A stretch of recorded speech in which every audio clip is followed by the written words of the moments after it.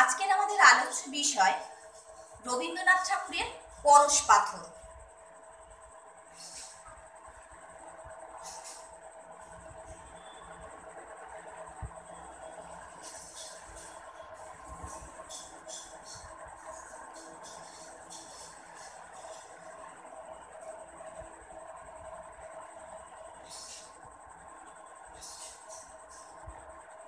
রবীন্দ্রনাথ ঠাকুর এই পরশ পাথর কবিতাটির মূল কাব্যগ্রন্থ হচ্ছে সোনার তরী।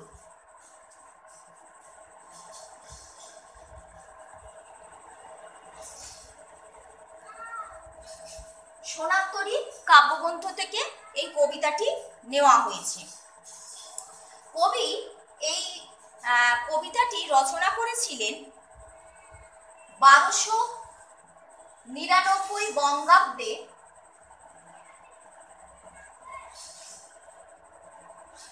জ্যৈষ্ঠ মাসে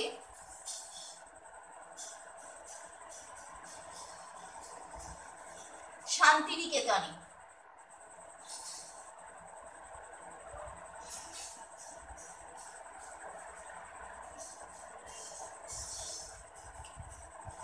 এই কবিতায় মুখ্য চরিত্র হলো খ্যাপা। খ্যাপাকে খ্যাপা কেন বলা হয়েছে? তার কারণ খ্যাপা এমন একজন মানুষ, সে সাংসারিক লোভ লালসা ধনসম্পত্তি সবের ঊর্ধ্বে সে একা পথে পথে ঘুরে বেড়ায়, তার কোনো চাওয়া পাওয়া নেই। তাই এখানে কবি একে খ্যাপা বলে সম্বোধন করেছেন। খ্যাপা খুঁজে খুঁজে ফেরে পরশ পাথর, মাথায় বৃহৎ জটা, ধুলায় কাদায় কটা, মলিন ছায়ার মতো ক্ষীণ কলেবর। বলছে খ্যাপা কি করছে? খ্যাপা খুঁজে খুঁজে বেড়াচ্ছে কি? পরশ পাথর। খ্যাপার মাথায় বৃহৎ জটা, ধুলায় কাদায় কটা। সে ঘুরে ঘুরে বেড়াচ্ছে, তার শরীরের প্রতি কোনো যত্ন নেই, তার মাথার চুল জটায় পরিণত হয়েছে এবং ধুলায় কাদায় সেই জটার রং কটাচে, মানে কটা ধূসর বর্ণের হয়ে গেছে। মলিন ছায়ার মতো ক্ষীণ কলেবর। মলিন যে ময়লা, মলিন মানে ময়লা আমরা জানি, ছায়ার মতো ক্ষীণ কলেবর। তার শরীর রোগা, ক্ষীণ মানে হচ্ছে রোগা,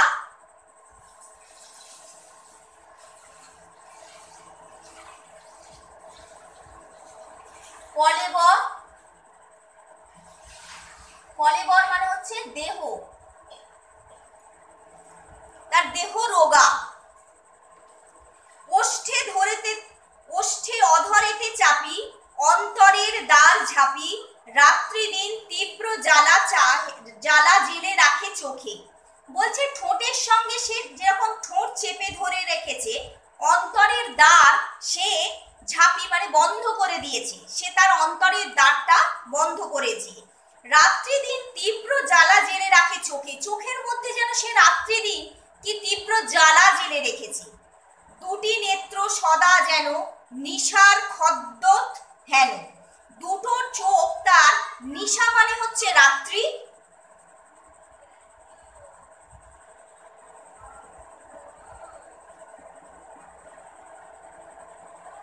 খদ্দত, খদ্দত মানে জোনাকি।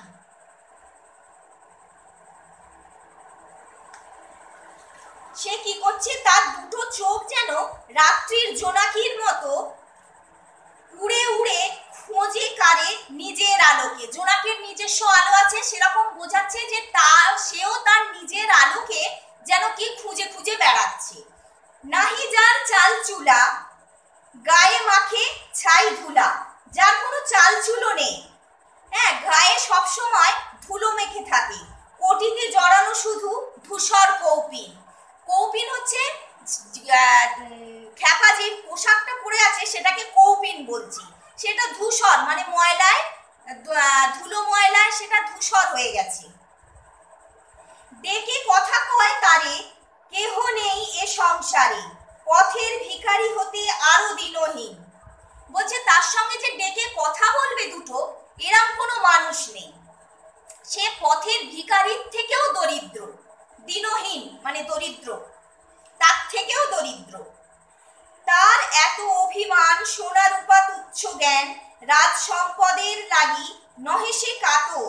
তার এতটাই অভিমান যে সোনা রূপাকে সে তুচ্ছ জ্ঞান করছে, আর রাজ সম্পদের প্রতি তার কোনো লোভ নেই। দশা দেখে হাসি পায়, আর কিছু নাহি চায়। তার দশাটা এমন, তাকে দেখে যেন হাসি পাচ্ছে। একেবারে পেতে চায় পরশ পাথর। সে যেন কি পেতে চায়? সে শুধুমাত্র পরশ পাথরটাই পেতে চায়, আর কিছু সে চায় না।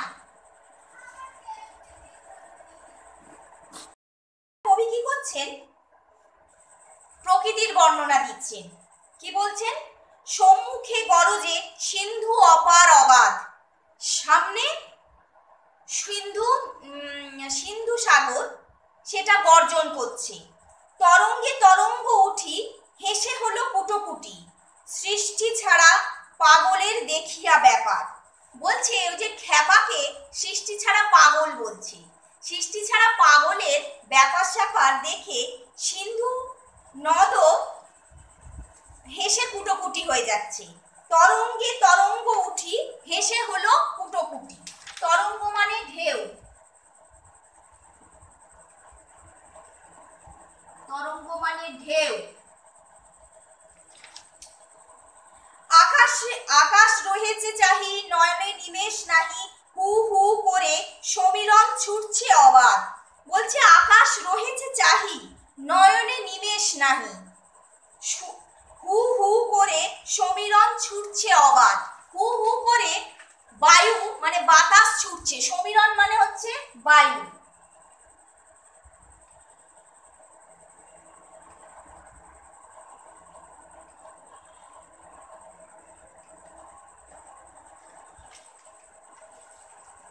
সূর্য ওঠে প্রাতঃকালে পূর্ব গগনের ভালে। সন্ধ্যাবেলা ধীরে ধীরে উঠে আসে চাঁদ। বলছে সূর্য ওঠে প্রাতঃকালে পূর্ব গগনের ভালে। আমরা জানি সূর্য পূর্ব দিকে ওঠে প্রত্যেক দিন ভোরে, আবার সন্ধ্যাবেলা ধীরে ধীরে চাঁদও ওঠে। জলরাশি অবিরল করিতেছে কলকল। জলের রাশি অবিরল কলকল করছে, কলকল করে জলের যে শব্দ সেটা শোনা যাচ্ছে। অতল রহস্য যেন চাহে বলি বাড়ি। বলছে এই কলকল শব্দের মধ্যে দিয়ে যেন কি একটা রহস্য বলতে চাইছে। কি কি রহস্য? না কাম্য ধন আছে কোথা, জানে যেন সব কথা। এই জলরাশি যেন কোথায় কাম্য কাঙ্ক্ষিত ধন আছে সেটা যেন সে জানে। সে ভাষা যে বোঝে সেই খুঁজে নিতে পারে।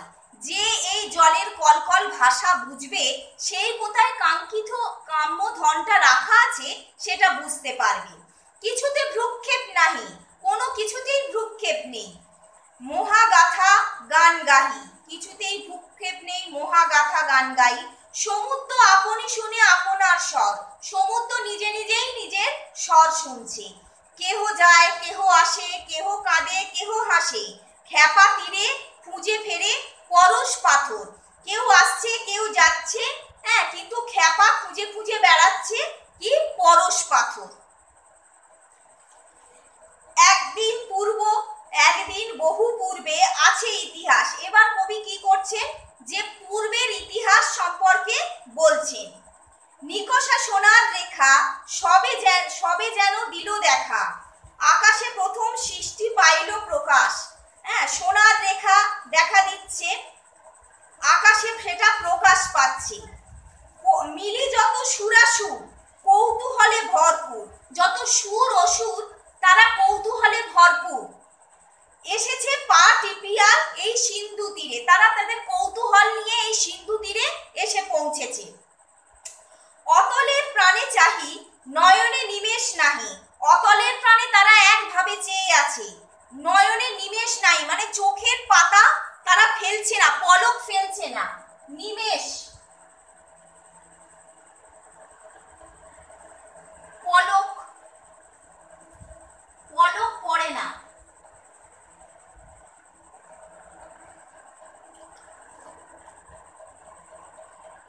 নীরবে দাঁড়ায়ে ছিল স্থির নত শিরে। নীরবে তারা নত শিরে দাঁড়িয়েছিল। বহুকাল স্তব শুনেছিল মুদে আঁখি। বলছে বহুকাল স্তব্ধ থেকে তারা চোখ বুজে শুনেছিল। মুদে আঁখি মানে চোখ বুজে।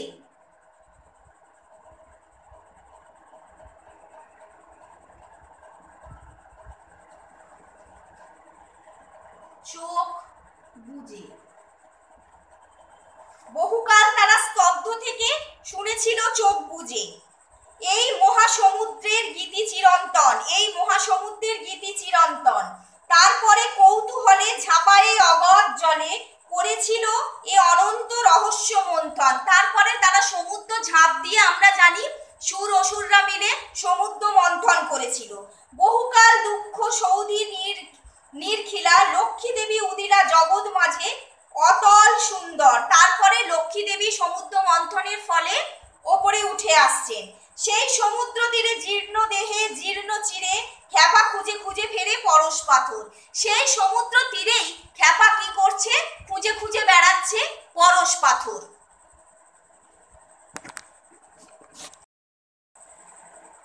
বলছে এতদিনে বুঝি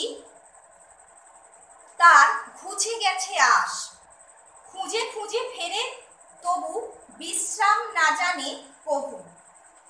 আশ গেছে যাই নাই খোঁজার অভ্যাস। বলছে এতদিনে বুঝি তার ঘুচে গেছে আশ। সে পরশ পাথর খুঁজে খুঁজে মানে অনেক দিন ধরে খুঁজছে, কিন্তু সে তার সন্ধান পাচ্ছে না।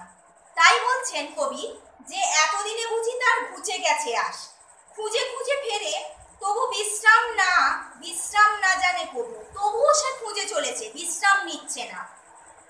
আশ গেছে যাই নাই খোঁজার অভ্যাস। বলছে তার আশ চলে গেছে খোঁজার, কিন্তু সে খুঁজে খুঁজে এতটাই অভ্যস্ত হয়ে গেছে যে তার খোঁজার অভ্যাসটা যায়নি।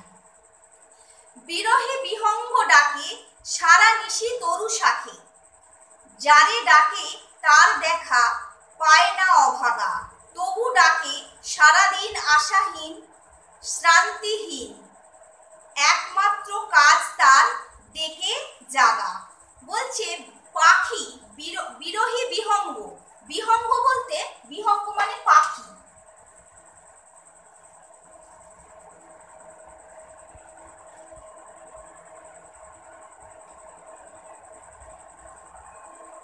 পাখি বিরহে ডাকছে তরু শাখে। তরু শাখে মানে গাছের ডালে। নিশি মানে রাত্রি।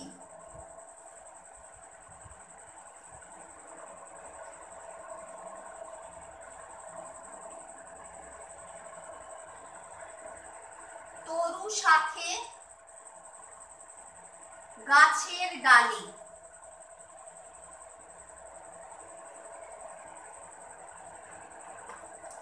বলছে বিরহী পাখি তরু শাখে নিশি বিরহী বিহঙ্গ ডাকে সারা নিশি তরু শাখে। সারা রাত ধরে গাছের ছায়া গাছের ডালে বসে পাখি ডাকছে, কিন্তু যাকে ডাকছে তার দেখা পাখি পাচ্ছে না, কিন্তু তবুও সে সারা দিন ধরে ডেকে যাচ্ছে।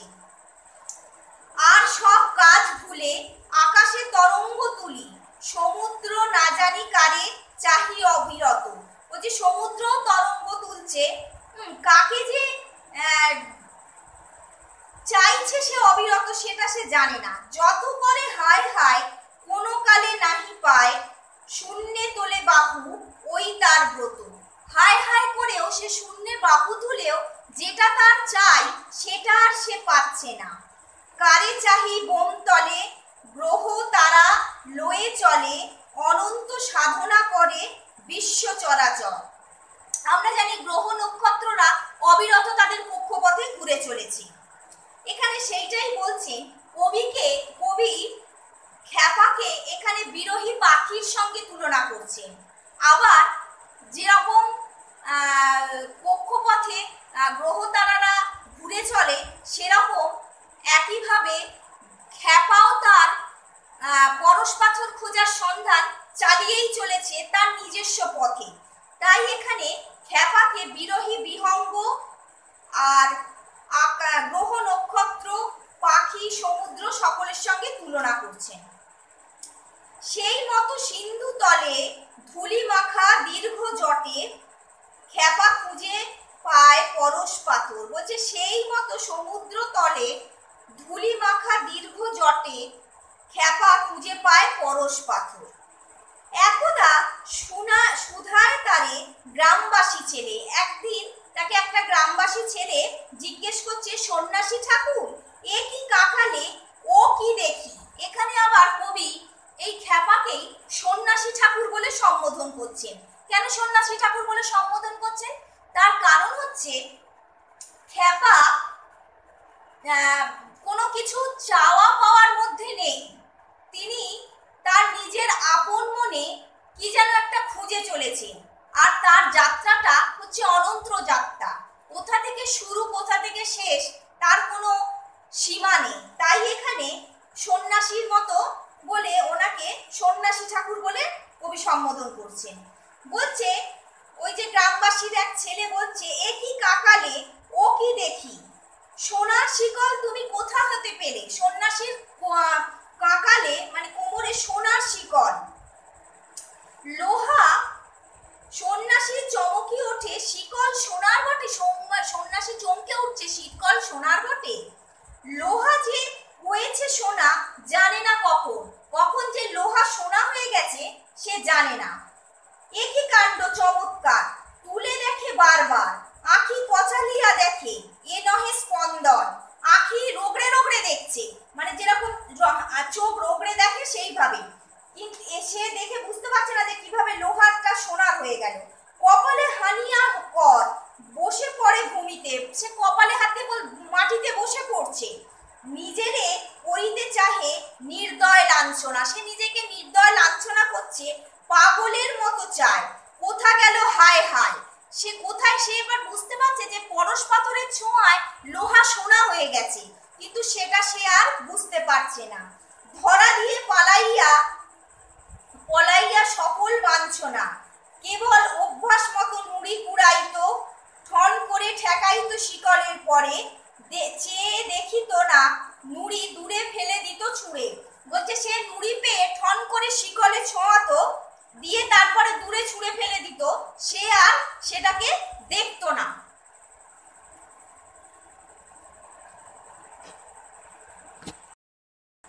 তাহলে চেয়ে দেখি নাই নুড়ি দূরে ফেলে দিত ছুঁড়ে, মানে নুড়িগুলো সে দূরে ফেলে ছড়ে দিত। কখন ফেলেছে ছুঁড়ে পরশ পাথর, যেরকম সব নুড়িগুলোকে সে দূরে ছুঁড়ে ফেলে দিত শিকলে ঠেকিয়ে, সেরকম পরশ পাথরটাকেও সে কখন শিকলে ঠেকিয়ে দূরে ছুঁড়ে ফেলে দিয়েছে। তখন যেতেছে অস্ত মলিন তপন, তখন যেতেছে অস্তে মলিন তপন, মানে তখন সেই সময় তপন মানে সূর্য, সূর্য অস্ত যাচ্ছে। তপন মানে সূর্য। আকাশ সোনার বর্ণ, সূর্য অস্ত যাচ্ছে, আকাশ সোনার বর্ণ, সমুদ্র গলিত স্বর্ণ, সমুদ্রটা মনে হচ্ছে যেন সোনাটা গলে যাচ্ছে, সমুদ্রের রং এরকম হয়েছে। পশ্চিম দিগন্ত থেকে সোনার স্বপন, পশ্চিম দিগন্ত থেকে মনে হচ্ছে সোনার স্বপন হচ্ছে। সন্ন্যাসী আবার ধীরে পূর্ব পানে যায় ফিরে, সন্ন্যাসী আবার কি করছে, সেই পরশ পাথরের সন্ধানে সে পূর্ব দিকে, মানে যেদিক থেকে আসছিল সে পুনরায় পিছন দিকে ফিরে যাচ্ছে।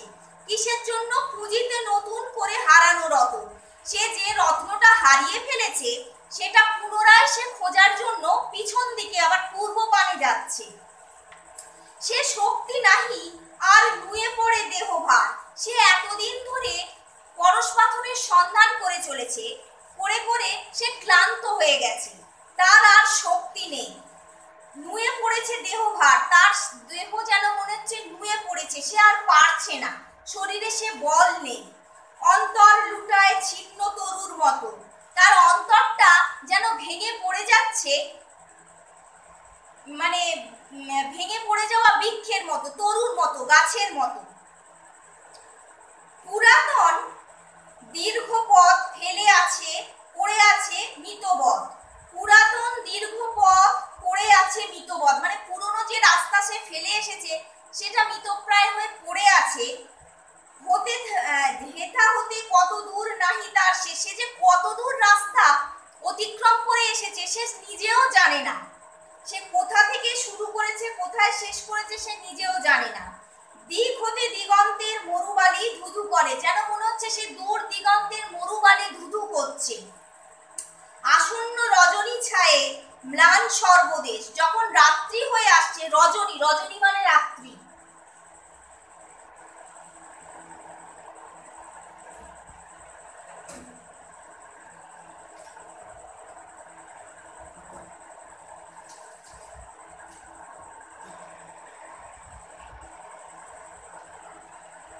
বলছে আসন্ন রজনী ছায়ে ম্লান সর্বদেশ, যখন রাত্রি নেমে আসছে তখন সব মানে সর্বত্র কি হচ্ছে, অন্ধকার হয়ে যাচ্ছে, ম্লান হয়ে যাচ্ছে। অর্ধেক জীবন খুঁজি কোন ক্ষণে চক্ষু বুঝি, মানে অর্ধেক জীবনটা সে এই পরশ পাথর খোঁজার সন্ধানে সে অতিবাহিত করে ফেলেছে। স্পর্শ লোভে ছিল যার এক পলক ভোর, সে এক পলক যার স্পর্শ পেয়েছিল, বাকি অর্ধভগ্ন প্রায় আবার করিল দান। সে এক পলকে পরশ পাথরের সন্ধান পেয়েছিল, তার স্পর্শ পেয়েছিল, সে এতদিন ধরে জীবনের মানে অর্ধেকটা সময় সে পরশ পাথর খোঁজার সন্ধানে লাগিয়ে অতিবাহিত করে ফেলেছে, কিন্তু সেটা আর তার সফল হলো না। শেষ পরশ পাথর পেয়েও সে তাকে সামান্য নুড়ি ভেবে দূরে ছুঁড়ে ফেলে দিয়েছে। তার অর্ধেক জীবন পরশ পাথর খোঁজার সন্ধানে চলে গেছে, এবার বাকি অর্ধেক জীবনটাও সে দান করে দিচ্ছে এই পরশ পাথর খোঁজার সন্ধানে। ফিরিয়া খুঁজিতে সেই পরশ পাথর, সে পুনরায় আবার সেই পরশ পাথর খোঁজার সন্ধানেই চলে যাচ্ছে। এইটাই হচ্ছে রবীন্দ্রনাথ ঠাকুরের পরশ পাথর।